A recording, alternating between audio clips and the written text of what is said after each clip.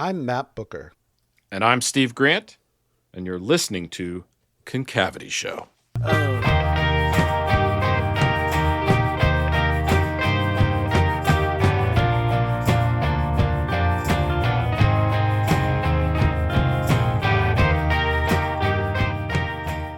Steve, thank you so much for making the time. Thanks for being here today. It is my pleasure to be here with you on a gray, snowy afternoon in Blacksburg. Blacksburg, Virginia is quite different than where I'm at. Austin, Texas, it's bright and sunny, and you probably don't even need a jacket to be outside, so it's pretty different. I remember I was there for South by, I don't know, decades ago at this point, and I went for a run in the morning and went out in shorts and a t-shirt, and I was like, oh, I'll warm up. And I just remember seeing people go by and they looked like they were on the slopes at Aspen. You know, the people had on hats, mittens, and I was just like, and then I realized I was like, oh, this is like New Orleans. Like right. It's so hot in the summer that people have thin blood down here, as my granny would have said. That's right. Anything below about 50 degrees, and I'm getting a heavy coat out. That's right. It's just un-American to be that cold. Feels wrong. That is the temperature to which we heat our home in the winter. I couldn't do it, man. I can't do it. There's a reason why old people move to Florida, right? They don't move that's right. to Maine in the winter. Well, I loved your book. I actually read it right when it came out and just devoured it probably in like a day. I just could not put it down. I was loving it. And I picked it up because I love the mail. And I was like, oh, I love the US Postal Service. This looks great. As far as I know, I've never read or seen a memoir from a mail carrier. So I was like, well, this looks great. And little did I know, the book is way more than just that. So yeah, it's a really remarkable book. It is a memoir. It is about you personally, your family, your feelings, your sort of genealogy even. It's also a series of essays really about civics and America and what it means to be a citizen. And it's also some journalism, I would say. There's stories about COVID and, the inner workings of a somewhat massive and mysterious corporation, which is the US Postal Service. Not a government agency. They make a big deal about saying this. Not a government agency. Well, it's actually neither fish nor fowl. It kind of is its own category. And it is absolutely a part of the federal government. It is ostensibly in the executive branch, but it doesn't answer to the president. It answers to its board of governors, and it's supposed to make its own money, which it largely does. Well, I remember when you were at the training, the academy or whatever it's called, that they make a big deal of saying, here's some talking points for when people ask you about their tax dollars. Like they're not taking tax money, right? That's right. They don't take tax money. Do they get the occasional disbursement from the U.S. Congress? They do, right, because they're a service. But when they were reorganized in 1970 as the U.S. Postal Service as opposed to the Post Office, they were meant to be self-funding. And at that time, they were. In fact, at peak use of first-class mail, kind of at the dawn of the internet, late 90s, and I don't think people that are Matt younger than us understand just how many magazines people used to get. You know, just how many catalogs and different periodicals people got in the mail, and the Postal Service was quite flush at that time, actually, and then that has slowly been bled away by changing consumer habits, and now largely been replaced with parcel volume, right. And I don't think they've negotiated well, but we don't have to talk about that. So, well, did you know as much about the history of the Postal Service before you started working there? No, absolutely not. Okay. You know, I knew what about what anybody else knows. I mean, I knew that Ben Franklin had been the first postmaster, and I had a vague understanding that, like, in the early American state, the post office built roads, the post roads. So, like US 1 that goes up and down the East Coast was a post road. Right. But I didn't understand that they had not only the postal inspectors, the first federal police force was from the post office, and that they have their own secret police, which is the Office of the Inspector General internally. It's like a little universe unto itself, and like anything that's that old, just has a lot of weird kind of fossil forms of organization and nomenclature and stuff that live on, inside it. Yeah, it has sort of its own language. It has its own weird vehicles. It has its own traditions and things. And you explain a lot about that. But when I was picking up the book, I mean, one of the things that struck me was in your bio, it's just like, oh, this guy's a writer. He went to Iowa Writers Workshop. And then the longer bio that's in the back of the book, not on the back flap, explains that, you had written a movie, you were part of a film collective, and, you'd been sort of brand strategist, and I'm sure done a lot of corporate writing in the past as well. So it's not like, this is your first book, but it's not the first thing you've ever written, I'm assuming. No, and I lived in Los Angeles for more than a decade.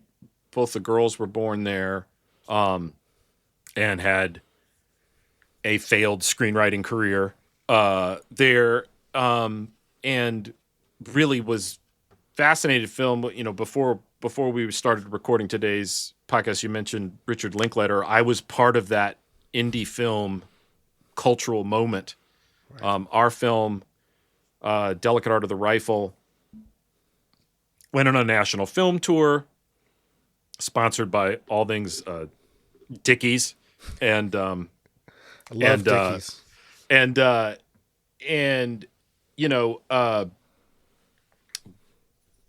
We played at the Dolby Theater.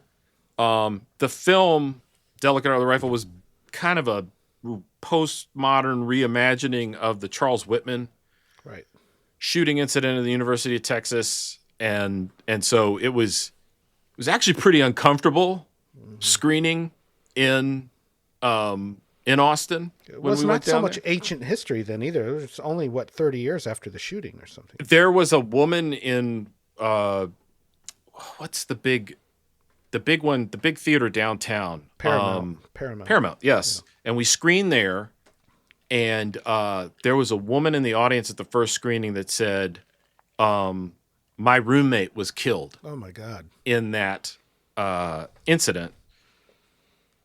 So and I just wanted to know why you made a comedic film about it. Oh my God. And this is really before the wave of school shootings in the late 90s, right? It really was. In fact, there was a piece in Harper's many, many years ago at this point that briefly talked about Delicate Art of the Rifle as the best film about Columbine that was not written about Columbine, right? But it preceded Columbine by 4 or 5 years, right. And so, but schools have a weird, universities in particular have a kind of a weird psychic power to them, and I think it's part of why they draw in mentally disturbed people as targets, because they have that kind of extra charge to them. Why not go to the mall? I mean, not that anybody's at the mall anymore, but that's a very Gen X statement. Go to the mall. But you play Walt Whitman in the film. I have not seen the film, but that's right. I looked at it on IMDb, and I mean, it sounds also similar to a Gus Van Sant film, Elephant, which has a lot of kind of POV shots of the back of a guy's head going through school hallways. And I, as a lover of trivia, had researched to see if there was any sort of genealogical connection between Walt Whitman and Charles Whitman, but none that I could find. No, it was just, and ironically, Walt Whitman's one of my favorite poets. I know that's kind of a basic choice, but I mean, like, at Iowa, they taught us, they said that the two parents of American poetry are your spinster aunt and your weird gay uncle. and Dickinson and Whitman, right? yeah, exactly. And it's very, very true. You know, I had told my film professor at NC State, where I went to undergrad, I was an Eagle Scout, and he turned to me and he said, "You know who else was an Eagle Scout? Charles Whitman." And I said, "Who's Charles Whitman?" He goes, "He's the Texas Tower shooter. Go look him up." And so, at the time, in the stacks at NC State, in the library, they had Life magazines that were the original magazine in these big hardbound volumes. And so I went back to 66, August 7th, so because it was the week after the shooting. And there on the cover, in his flat top haircut, was Charles Whitman. And he really did. We do look a lot alike. And that's kind of what got the gears turning in my head about the story that ultimately became that film. Wow. And it did play a part in Linklater's movie Slacker too, where there's a character who is a UT professor, sort of monologuing about the Whitman shooting, and he missed it. Like he was like, it was the most important day in UT's history and I missed it. And he's got this sort of little monologue about the Whitman shooting. And there's a character in that film who kills his mother and runs out of the house, sort similar to Whitman, I think. Well, he did, and Whitman did killed his wife and his mother before he went on to the mass casualty incident. When I came to Austin and for the screening, there was always one. This one kid was just like, "I got to take you on the tour of the campus. I got to show you." And I was just like, he's like, "I got to show you the bullet holes." And I was like, "What?" And there were, the sandstone that UT is constructed from, spalls pretty easily when it was struck by the kind of high-powered rifle rounds that Whitman was using, and there were still holes. Wow. And you could tell where, like a medieval cathedral, I don't know how many thousands of people had stuck their finger in there and had kind of made the hole bigger, and it was weird. And I don't know if it's still the case, but the observation deck, when you came to it, there was a sign in front of it that said, "Observation deck closed for maintenance." And I was like, and at that point, it would have been closed for maintenance for 30 years, right? And so it made it look like it's just today. If you come back tomorrow, it'll be open. It's just temporary, right? And so there was a weird kind of the knowledge quadrant thing that always gets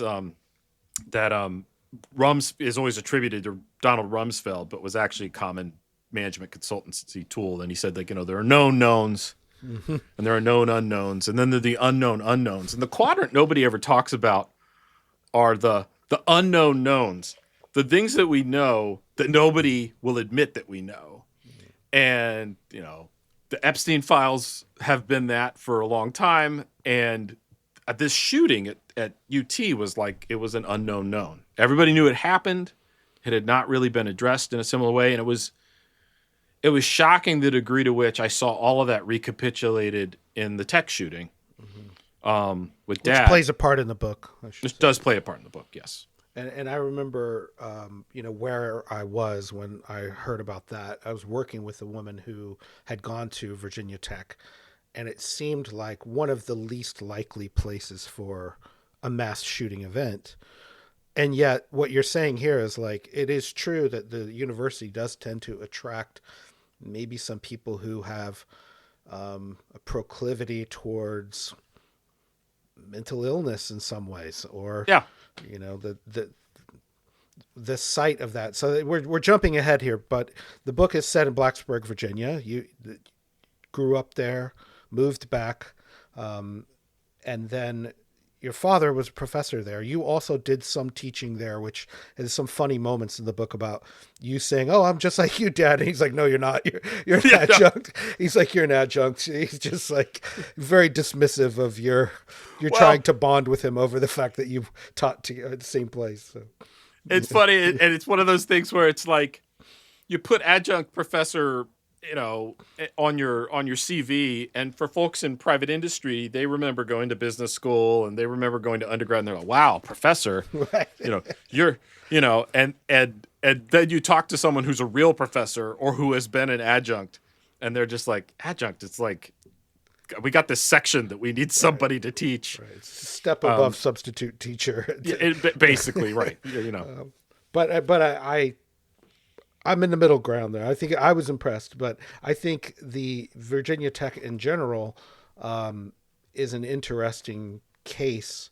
And you don't get into the whole case. It's just one of the weird coincidences that, you had written this movie about a mass shooting, and, in the story that you tell in the book, you also get shot on the way to go screen, or while the movie was playing. I mean, in Austin. Yeah, the movie was part. We were there for the film festival, and we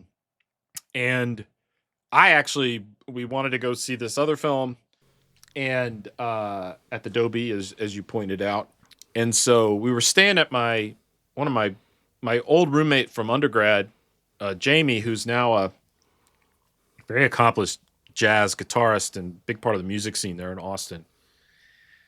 And but we were staying with Jamie because we were flat broke because we were independent filmmakers, and so we're like, oh shit, we're gonna had a few beers and we're like, oh, we're gonna be late for this. We're gonna be late for the screening, so we just start hoofing it up Guadalupe, and Texas Tower's like over my shoulder when I get shot. And it's a crazy story. It is a crazy story. I drank for free the rest of the weekend there. And I talk about this in the book. Yeah. At the time, as a young, dumb, independent filmmaker, I was like, cool, I got shot, and street cred, man. Street cred, right. And my old man, I remember when I told him about it on the phone, Dad said, Steve, goes just a couple inches inboard, and it would have been a really different story. Said pelvis wounds are almost always lethal. And Dad had been in med school and had worked in the ER a couple of rotations as a student in New Orleans.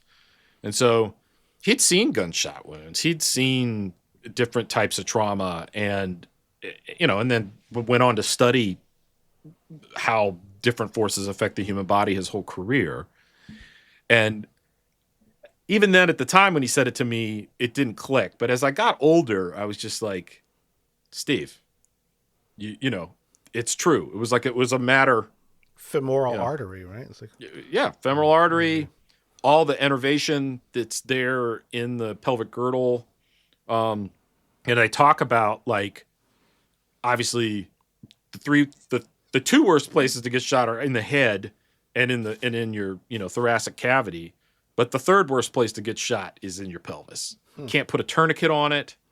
It's got a lot of blood flow. There's a lot of nerves there.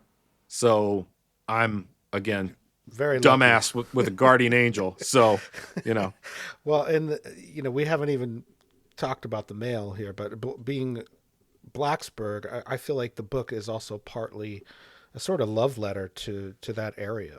And you're a rural mail carrier, so you're out in a lot of, you're not just in the center of town here. You're pretty far out into the sticks.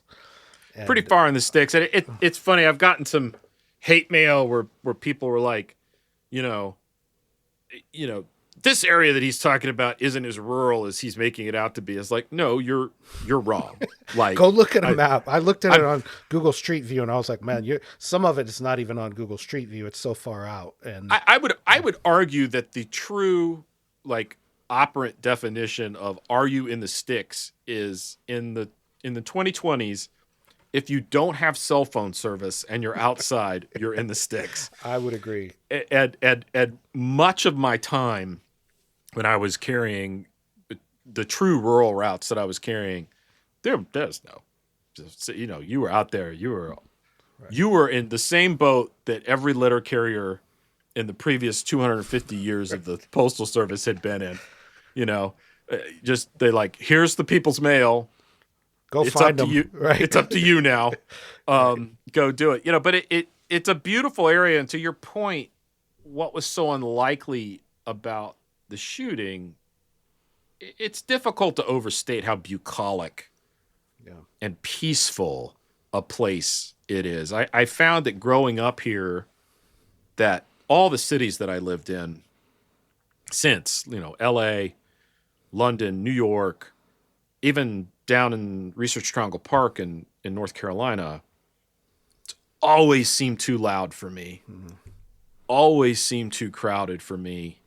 And I do think there's something that happens to people when you're younger, kind of sets your expectation of what sort of background number of noise and people. My fly fishing guide, Damien, he said, I went to New York City and it occurred to me that I would pass more people on any given block than lived in the town. Where I live. It is just, so really, America is a big country and it contains a lot of different modalities of life, and I think that's part of what we're up against right now as a people, is that it's just like, there in India, I know there's rural India and urban India, but urban India to me struck me as remarkably consistent city to city. And just that, like, wow, there were so many people. By the way, if you think New York is crowded, go to India. Go to Mumbai. Yeah. Well, it's funny because some of the descriptions you have of the Virginia landscape, I think, are some of the most literary passages in the book. And, that's one thing I loved about the book, is that it does feel very writerly. Even though I feel like you're writing for a very general audience, some of the people who are probably connected to the book a lot have been people who read serious fiction. And I think one of the other things that it made me think of as a memoir about that part of the country, from an artist's perspective, is the photographer Sally Mann.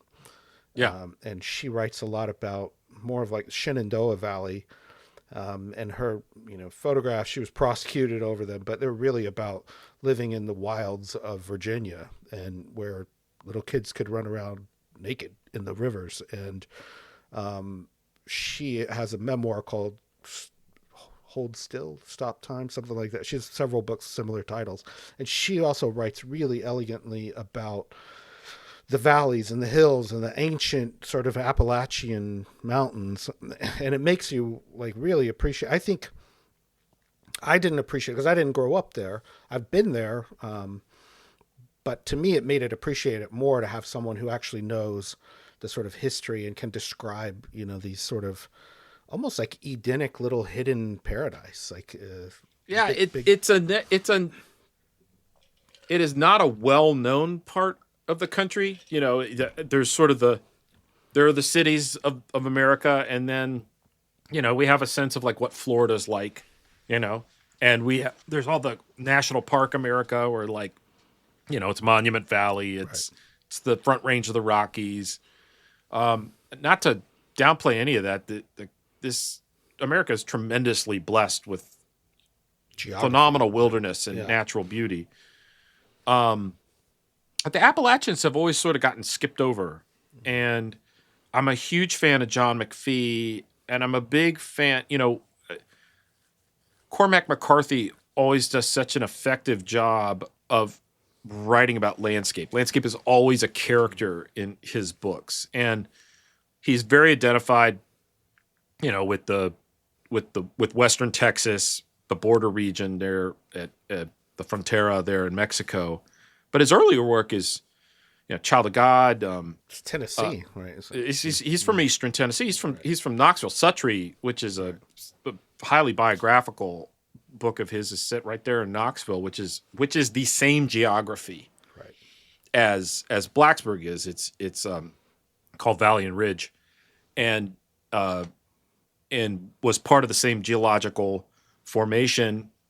A very close personal friend of mine actually is a PhD geologist, And, I was like, hey, Phyllis, I just want to be sure I'm getting the geology right on this. And so I actually had her kind of check some of the passages in the book to make sure I was getting it. But you are aware of how old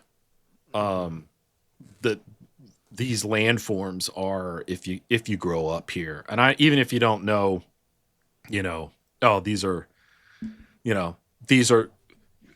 the ridges are actually the previous riverbeds, and what you've got is erosive formation from that, versus the sort of tectonic uplift stuff of the Rockies and the San Gabriels in California. You don't have to know any of that stuff to get a sense of like, this is really, really old. Yeah. And the creek beds, particularly any kind of shale formation, and there's huge fans of shale when you get up into really narrow hollows. Those shales are, they're full of fossils. I have a box of stuff from when I was a kid of like trilobites and plants, and different shells and other kind of early coral forms that are there and it was not unusual to just like, oh look, a fossil. Well, I'm glad you mentioned John McPhee earlier, because that was one of the first names I wrote down while I was reading this. It really does remind me a lot of his sensibility, which is, trying to be somewhat objective about what he's writing about, but then also turning it on himself and being very personal at times. And so I feel like you do move back and forth between those modes where you can go into the mode of writing about how does mail get sorted and delivered, which I found that really fascinating, actually, because, again, not many of those people who are doing that are sitting down and writing memoirs about it. And then you also get into, a lot of your own personal family life. And, I don't think you could have written this book without talking about your wife and kids. And so I think that becomes an integral part of the book. And, again, once I saw that I pick up this book. Oh, who's this mailman? He went to Iowa. I was like, oh, okay. That's going to tell me a little bit more about what we're going to be reading here today. But I actually had a question for you about that, because I'd heard in an interview, you kind of downplayed that a little bit. Obviously it's a huge part of your writing experience. And I've never been to Iowa. I don't know anything about it, but I've heard from other people that they call you when you get in.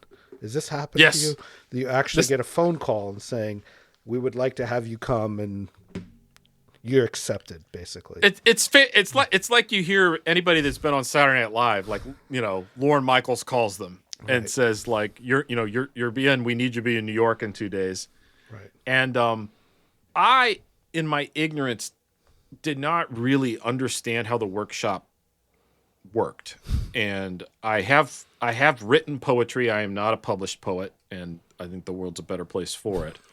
But I really have always loved poetry, and I had a phenomenal professor in undergrad, Dr. Knowles, who had met T.S. Eliot, had met Ford Madox Ford, had met a lot of the people who are, knew a lot of the beats, knew Lawrence Ferlinghetti, had met Jack Kerouac, knew these guys.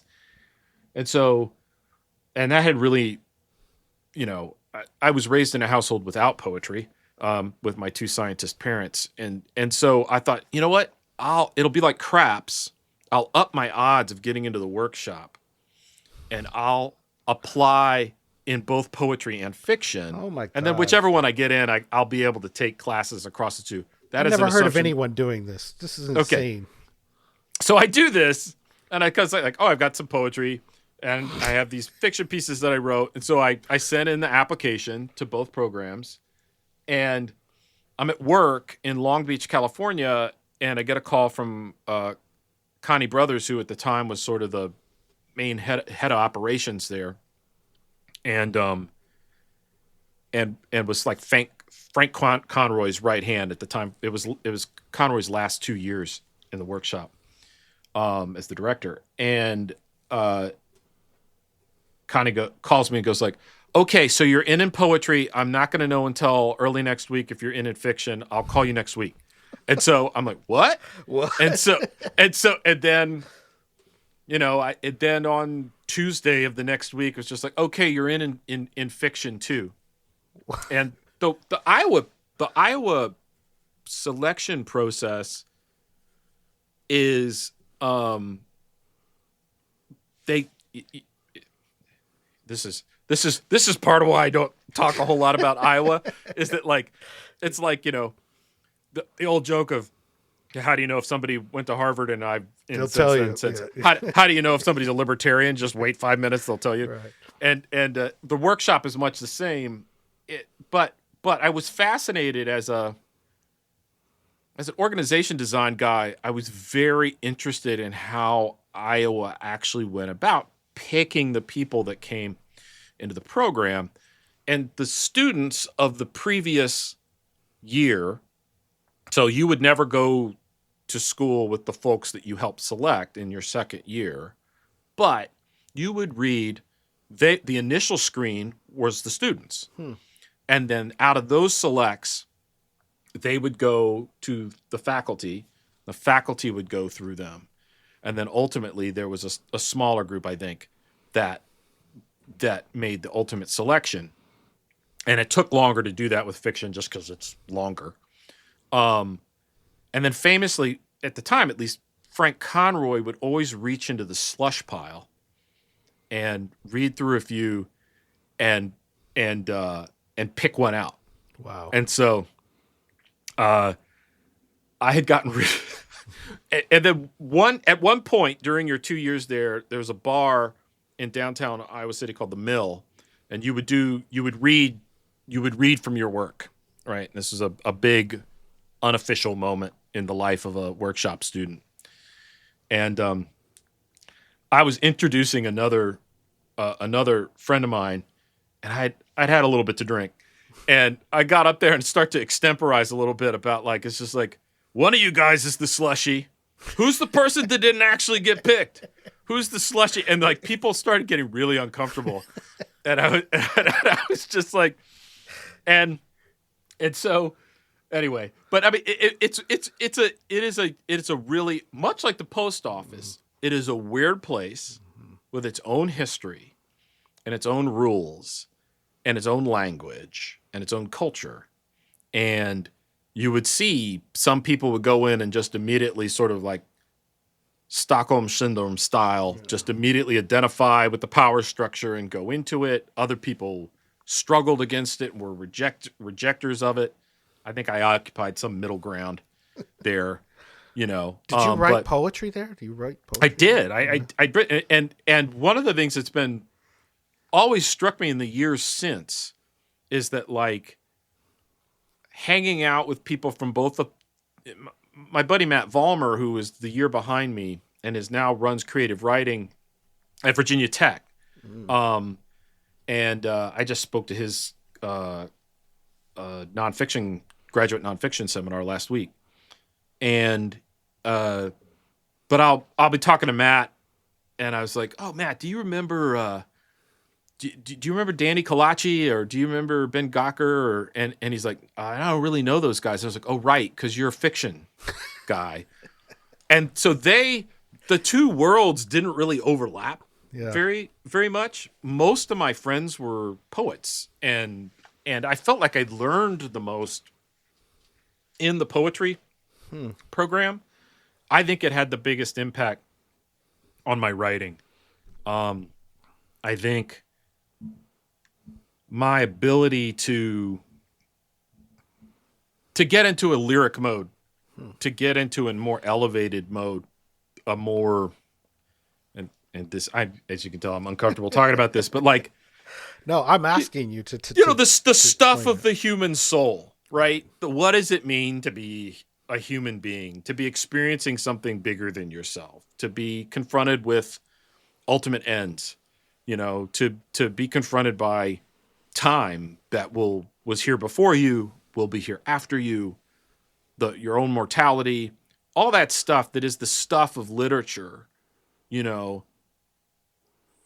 Fiction and longer form writing gives you tremendous room to explore those things, but the economy of language that you have to use in poetry, for me, was very, instructive, and it was something I did deliberately.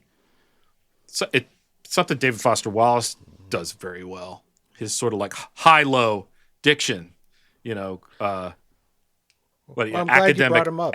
Academic demotic, you know, Yes. high-low diction. It was a deliberate tactic that in the second draft I adopted when I realized it was like what I was doing in the first draft was not working.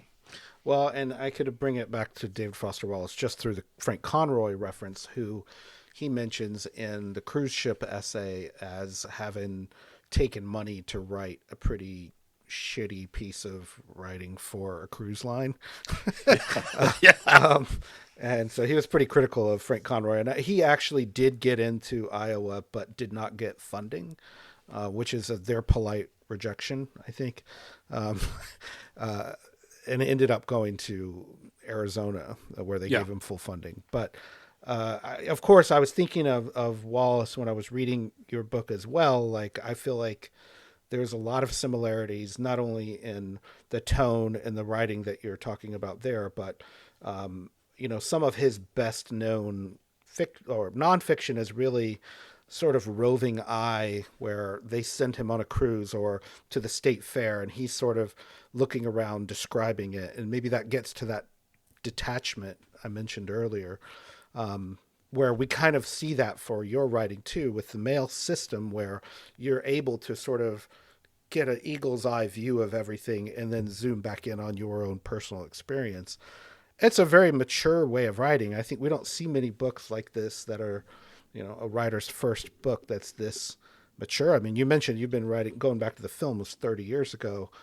And so I want to ask you a little, just a bit more about that journey of like, and you've talked about this, I'm sure, at length in other places about, how the book came to be, right? Like that chicken or egg, was it the book or the job that came first in terms of as soon as you got the book? I mean, the job was, your friend was encouraging you to take notes, or you were thinking like, oh, and I could get health insurance and maybe turn this into a book deal. Like what was the thought process there? Yeah. And my favorite review of the book so far, is in the Atlantic. And he, and of course now I'm going to blank on the guy's name, but he really did a wonderful job. And we'll pull it up and splice it in later in post-production. Yeah. And, thank you. And he seemed to kind of get what I was trying to do. Right. Like, and I think it's there isn't a writer out there that when you've got a gambit and you've come up with your tactics for how you're going to pursue that gambit, and then it lands with the reader and you can see that they went there with you. That's always really great. But the one thing he says in that review that I almost wrote into the magazine, and I was just like, you know what? I don't need to do that. I'm so fucking grateful that they reviewed the book. I don't need to be an asshole about this. Which is, he said, like, perhaps with a twinkle in his eye that there was a book deal or a film option out there. And I can honestly say, hand to God, that it did not occur to me that what I was about to embark upon was worthy of being written about. Mm-hmm. I really did need the healthcare. The only outfit that was hiring was the US Postal Service until I took the job. Now, what happened is you go to the Postal Academy. The first 2 weeks are really in a kind of a hybrid practical learning classroom setting. And I talk about it in the book. It's like I show up, I have my briefcase, I get out a notebook because it's like, okay, new job, got to take notes. And I realize I'm in a room full of people where I'm the only person taking notes. Right. And I'm like, oh.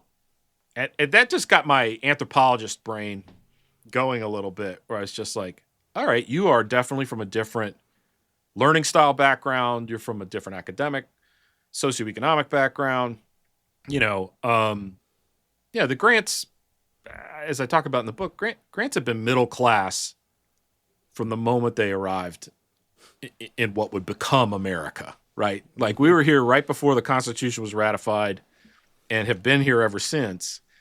And I remember my father taking notes and working on equations in a pad from the time I was a child. And so I thought, like, this is what you do. The idea that you would sit in a classroom and not take notes was like, what? But then you realize it's like, no, that's an assumption. That's from your lived experience. And these other folks are like, they're just going to sit here and kind of listen to it. But when I came home from the academy and was telling my wife about, you're not going to believe what happened today, or telling my buddy Adam, and then this thing happened, they were like, you got to take notes. You got to jot this stuff down.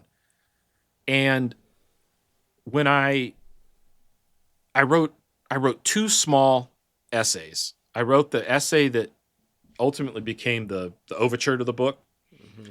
And the other one was The Things I Carried. Love that. And one of the writers that I would say, along with McPhee and David Foster Wallace, Tim O'Brien, absolutely, the way he deployed the tools of fiction, but then there's a character named Tim O'Brien in The Things They Carried and the things that happen in that book. There's a really wonderful biography out now by a historian who is also an Army infantry officer called Peace is a Shy Thing about Tim O'Brien. And he goes into this really in-depth exegesis of Olive O'Brien's time in Vietnam, back to reviewing Army archives of after-action reports and situation reports, radio logs, and is able to reconstruct what happened to O'Brien's unit during that year and then mapping that back onto, in some cases literally, mapping that back onto The Things They Carried. And so I wrote that essay. I have a detective novel that I wrote, unpublished, set in Charleston, West Virginia. So another book about Appalachia. And the man who became my agent very graciously read that book and said to me, Steve, I don't do fiction anymore. It's a heartbreaker. People slave away on a book for 5 years and then you can't get anybody to publish it. He goes, but I really like your writing. Do you have any nonfiction? And I got these 2 fucking things that I wrote when I was a mailman. And then he goes, and it just shows the difference in instincts, right? It's like Granger had been the editor-in-chief at Esquire for 19 years. And in that period of time had sent reporters to write several pieces about the United States Postal Service. He was kind of fascinated with it as an institution. And so when I said that, he's like, hang on, wait, you were a letter carrier during the pandemic? And he's like, send me that stuff. And he read those essays. He's like, we're gonna sell this book. And once we sold it on proposal, then I had to actually figure out, okay, how am I going to do this? How am I going to do this? As the dog that caught the car, right. How am I going to actually write a book about that year? Well, and that, that combination of life experience and then turning it into something more literary.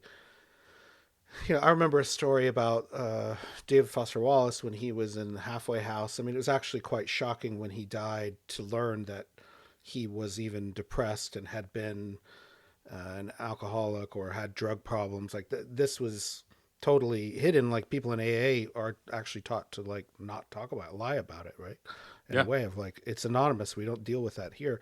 So when he had written Infinite Jest, I just took him at his word that he had gone to some open meetings about AA, and that's how much he knew about living in halfway houses. I didn't really think that he had. Anyways, turns out he had actually lived in a halfway house and turned that into, a third of the book of Infinite Jest. And there was another guy in the halfway house with him who became the model of the character Don Gately, who the real guy was asked years later, what did you make of this kind of nerdy white guy living in the halfway house? Sort of like, what did you make of this nerdy postman guy? Yeah. There's an overeducated guy taking notes in class over here. And the addict said something like, well, he struck me as a writer looking for material.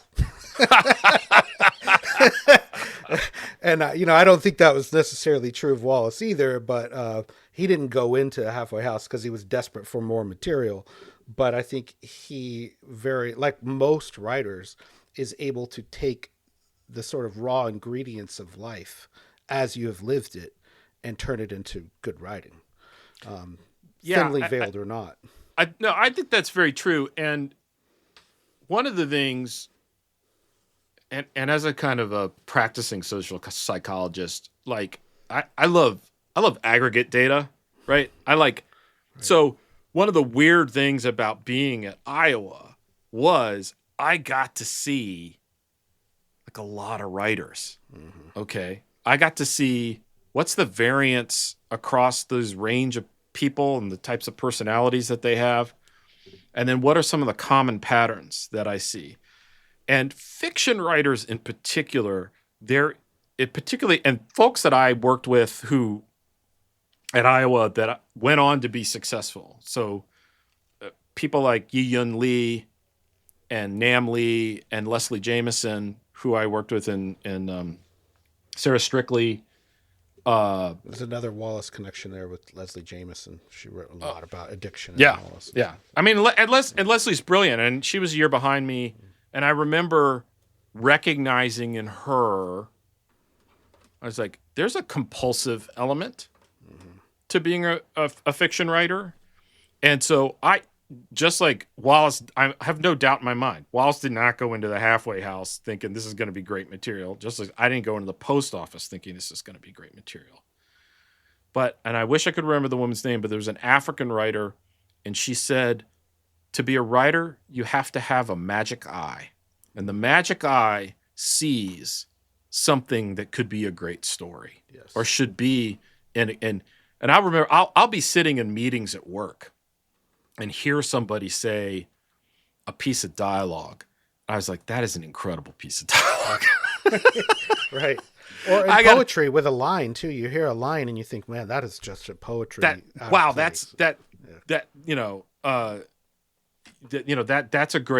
a great line. And there's something in the poetic weight of that sentence, out of the almost infinite number of ways that we can combine the parts of speech to make a sentence or a phrase.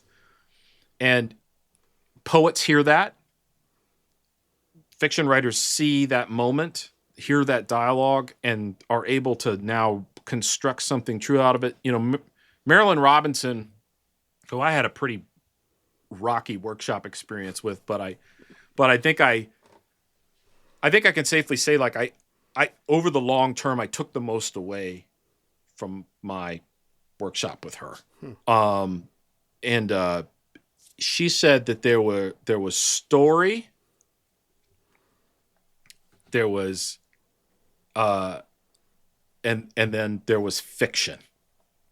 And there was kind of a middle ground thing that she would call, or a piece. And a piece was something that it could break either way if you worked on it. But her distinction was that fiction was fictional. It was just a narrative spun up to entertain or to tell time or to, pass time or to engage. It was a story, she said, contained a sort of a mythic charge of the truth. Yes. To it, the old lie that tells the truth, and I think that's true. I think you could put a writer. You look at the guys that wrote coming out of the Second World War, right? Yes. You could look at a Norman Mailer or the guy that wrote Guadalcanal Diary, or you could look at Tobias Wolff or Tim O'Brien, who went to were in Vietnam. And they went on to be incredibly accomplished writers. And you see what happens when you take, you send George Orwell to the Spanish Civil War and you get homage to Catalonia. How many tens of thousands, hundreds of thousands of people were involved in that conflict? Right. But you put somebody there, you put a Siegfried Sassoon or a Wilfred Owen in the trenches, you get something out of that. Right. Kurt Vonnegut, I'm thinking. Kurt Vonnegut, Yeah. exactly. And that ability to see, story versus like, oh, that's a nice scenario, but doesn't have maybe a beginning, middle, and end, or it doesn't have the sort of hero's journey that we look for in, what you're saying is sort of like these mythic, what does it mean to be a human being type ambitions, I guess. It's a little more ambitious. But to be able to see that is a very mature sign of a writer. And I mean, one of the reasons why I picked up the book as well is like one of the smartest people I ever knew, who's my dad's age, is a retired letter carrier. Yeah. And he said this guy in high school, he was the smartest guy in the school. And it's sort of like, maybe you see this in universities too, where someone who is absolutely fucking brilliant, but kind of a burnout, takes the path of least resistance. Yeah. And sometimes that is just getting another degree. And sometimes that is just taking a job carrying the mail for 40 years, and then you get a good pension and retire and have time to do whatever else. And so I don't think we've had a lot of great memoirs of this, because it's a pretty, like my aunt carried the mail for a while, where she would have a pretty routine life. It provides you with a pretty routine life where, what you're saying, like writers to be compulsive of like, I'm going to go and pull a story out of this. I don't know that most people have that. Like you said, most people are not Siegfried Sassoon, who's going to get down in the trenches and then go home and write a poem about it, or a song, or a novel. Like this is a very you really you can't thing. help it. And as and as I could say from my own output or lack thereof, it's just like I avoided it for nearly 20 years. Right. Okay, 15 years after I get out of Iowa, nothing. Right. I had kids. I needed to work. My job was incredibly demanding. And so I said, it was too much. I was like, I can't live this way and write. It was agony. And so I'm somewhat ashamed to say it now, but it really was I gave up. It was a form of surrender on my part. It's like, I'm overwhelmed by life. I can't be a creative person. Okay. All right. And then almost against my will, it's like a shotgun marriage you got into with this sort of like, project, and it's an example of what a really great agent can do. He's just like, you gotta do this. You can write this. You can do it. And the gyrations I had to go through to get the book written, just from a logistics standpoint, it was horrific. And I told myself, the whole time, I said, Grant, once you get to the finish line on this, you are never going to do this to yourself again. You're never going to do this again. And a good friend of mine, they're kind of goddaughters to our daughters. But Craig Nova is my friend Tate. Her dad, Craig Nova, is an accomplished novelist and has written some really great stuff. Written some phenomenal stuff on fly fishing, actually. And so I've gotten these really wonderful emails from Craig. And he wrote me just a couple of weeks ago and said, I wanted to know if you're depressed because the book is really done now and it's out there, and how you're doing, and are you going to write another one? And he goes, you probably don't want to, but I bet you're thinking about it. And he and I emailed back and forth a number of times, and he would write me these incredibly thoughtful emails about it. But he was so right. It's like, even having sworn to myself, like, no matter what, don't let yourself talk yourself into doing this to yourself again. and here I am thinking about like what the next book would be. Right. It's sort of like people who run a marathon. It's like, God, I'm never going to do that again. And then 2 days later, it's like, well, what else am I going to do? Of course, I'm going to have to do it again. Right. I mean, I bet I could be faster. That's right. Yeah. That's right. I bet I could do it a little better. I really love the book. I love everything about it. And, we've talked a lot about it. Would you have a minute to read us a passage from it? Would you I be willing would. to read? Let me grab one off the shelf here. And in fact, if I can make a request, I mean, I think Absolutely. the overture, page 1, is one of the best. That's what hooked me into the book. It's such a great hook, and I'm sure you've read it before, but if you don't mind, I would love to hear you. I don't mind at all. And I will tell you, here's my hopefully final Iowa callback of the day. The Elizabeth McCracken, who was one of my fiction instructors, and yeah, that's right. She lives in Austin, and she was one of the only dispensers of. There was, you want to talk about another unknown known? It was like, you're going to leave Iowa, and then you will aspire to publish a book, and you will aspire to have those books purchased and read by the American people, and it was never spoken about. Writing was always sort of treated as this sort of pure kind of theoretical physics act. Right. And not practical really, at all. Like no really, it's an engineering problem. Right. It's not a theoretical physics problem. And she said, people look at the cover of the book, they look at your title, they'll turn it over and they'll read the back, and then the next thing they do, if you're lucky, is they'll open the book up and they'll read the first 2 pages. And you had better grab them in the first 2 pages, or you're in trouble. Yeah. And so after the first draft, I realized I had not followed the McCracken rule.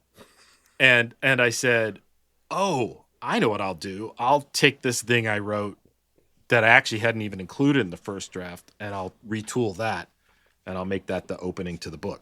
Great decision. Which I'm about to read. Great decision. Thanks, Elizabeth McCracken. Thank you, Professor McCracken. Overture. Your tax dollars at work. I'm blasting my way up the hollow, hauling ass up a dry dirt road past the sign that reads End State Maintenance, driving a 2001 Ford Explorer from the right-hand seat, left leg, stretched across the space where the center console was torn out to allow easy access to the pedals. Left arm, ape hanging across to the steering wheel with its sloppy, slippery linkage, the leaking power steering fluid smelling like industrial aromatherapy. Here, on the northern side of the draw, it's a land of permanent shade. All the trees are scrub pine, the road narrow enough that I can reach out and feel my fingertips get whipped by the needles while I'm driving past. This isn't some purpose-built vehicle. I'm driving a plain Jane, bone stock, factory basic left-hand drive car. But for slinging mail on back roads, it is hard to beat the Explorer. Ford tough, this rusty beast has survived long past the planned obsolescence built into it by the engineers in Detroit, because this thing has got soul, man, made in America magic that is still pulsing through it 19 hard years after it rolled off the assembly line in Louisville, Kentucky. I'm driving fast as this old crate will stick to the road, slipping in and out of the coefficient of friction and adjusting my trajectory with a little Kentucky windage at the steering wheel because I am behind schedule. This route is almost 60 miles long, and besides, this is where Google Girl says I need to be, headed towards the destination of the next parcel, and I would follow Google Girl's voice to the gates of hell like she was Satan's sweetheart, because all summer long I have either been following her, the river, or the passage of the sun across the sky, because without something to follow in this time warp wilderness, I'm just lost. Not spatially lost. Geographically, I know exactly where I am. I'm where I grew up, in the hardwood, sedimentary Blue Ridge Mountains, the heart of the Appalachians, the place I thought was home. What I'm feeling is a spiritual disorientation, lost in the sense that I don't know what I'm doing, lost in confronting the reality of being back in my hometown at 50 years of age, delivering the mail. When you're delivering the mail as a functionary of the United States government during a pandemic, the countryside and the nation itself become something alien and distant. It's all bandit country. Down here at the level of individual mailboxes, time works differently, flattening a finite number of letters and packages and stretching them out over hours, months, and years, spreading the time thinner and thinner, approaching limit zero like a calculus problem, or, as my granny used to say, too much bread and not enough butter. What time is it? What day is it? It's parcel time, the only time that matters anymore, and I've got a delivery to make one that I've been waiting on since I left the post office this morning. In the back is a long cardboard box over 3 feet long and about 6 inches deep. The return address reads Musashi Katana, Little Rock, Arkansas. Now, I didn't watch Kurosawa films over and over when I was a kid not to know what those words mean. There is a goddamn sword in that box, and the weird sisters of the United States Postal Service have sent me here to deliver it. It gets better from there, man. That is beautiful. That is beautiful. That is a great, great moment. I'm glad you pulled it out, and it is just magical, and I loved it. I love the Postal Service. To me, does feel like magic, that I can walk out to my house here in Austin, Texas, put a letter into a slot, and somehow it can end up literally anywhere else on the planet. And that is a form of magic on par with Wikipedia or Google or any other great technological advancement of our time. There's something still very magical about getting a letter sent to you from Australia or Blacksburg, Virginia, or Los Angeles, New York, London. All of that stuff's coming together out of my front door. I absolutely love it. I'm an analog guy, so I dug every bit of getting into the different types of... Here's one thing I really loved. I just remembered. There's so much what I would call junk mail. There's so much parcel delivery that you're doing for Amazon. Occasionally, when you see a handwritten letter, maybe in an old person's cursive script with a stuck-on stamp, those get a little special treatment. An actual goddamn letter in the mail. And they always got the white glove treatment from me. The white glove treatment. I love that. I got a letter. Just a couple of weeks ago from a fan, 91-year-old Japanese woman who had become an American citizen and who had survived the firebombing of Tokyo. Wow. And wrote to me to say that the book had captured how she feels about America, that it is an imperfect country that nonetheless is trying to perfect itself, that has room for all sorts of people. And it was beautifully handwritten. It was almost calligraphy. And wow. I was deeply moved to have gotten this. And there's something in the expression of somebody's personality and their background that happens when something's handwritten and you're holding the same paper that they held in their hand.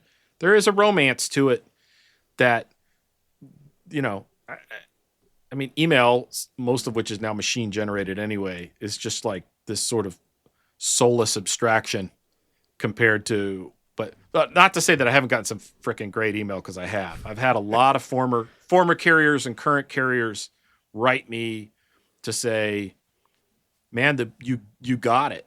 Like you got the book. I've had a few of them write to me to say, like, I've never read a book like this. Like, He's just like, I didn't know how somebody was going to fill up a whole book about delivering the mail, but you did it. It was awesome. And you really captured what it was like to be a letter carrier. And to me, that was my essential goal was like, if letter carriers read this and they say it's the real deal, then I'll have accomplished what I set out to do with the book, at least in part. So, well, you definitely accomplished an incredible thing. Like I said, the book is many things at once. It's not just a memoir. We didn't even really get into talking about, I had some questions here about your own sort of personal bravery and talking about your personal life, where I really feel like you had to maybe confront some things you necessarily didn't want everyone in the world to read about, but you had to do it in order to tell the story truthfully. And, I think for some writers too, that they could say, this is nonfiction, but is it true? And right. I think there's a difference between, about what's real and what's true. And I think you accomplish that by making yourself vulnerable. So hats off. I really appreciate that. That was, I got to tell you, it was a tough thing to do. I'll admit that there was some pressure from some trusted readers of early manuscripts and of my editor, but they convinced me that I needed to do it, and I'm glad I did. Well, it makes, I think, readers connect with it in a very deep way, whether they have direct experience with this or not. It, to me, gave us a window into, the human being, which is what, if you're reading a book written by a human being in this day and age, you want to make sure that your art is handwritten or handmade by a human being. Yeah, and that's right. That's right. Well, thank you so much for being here for today. I've really enjoyed it. And thanks to everyone out there listening. We are going to take a break here for a second, and then I'm going to come back to you for a couple more minutes if you have a couple more minutes. Absolutely. So if you've enjoyed this episode, please leave us a rating or review. We have to ask for those every time. Our episodes are also on YouTube now. We also have a Patreon. If you Google Patreon and Concavity Show, and you can support us that way. So thank you to everyone who has supported us, and we will be back with a new episode soon. Catch me now as I sing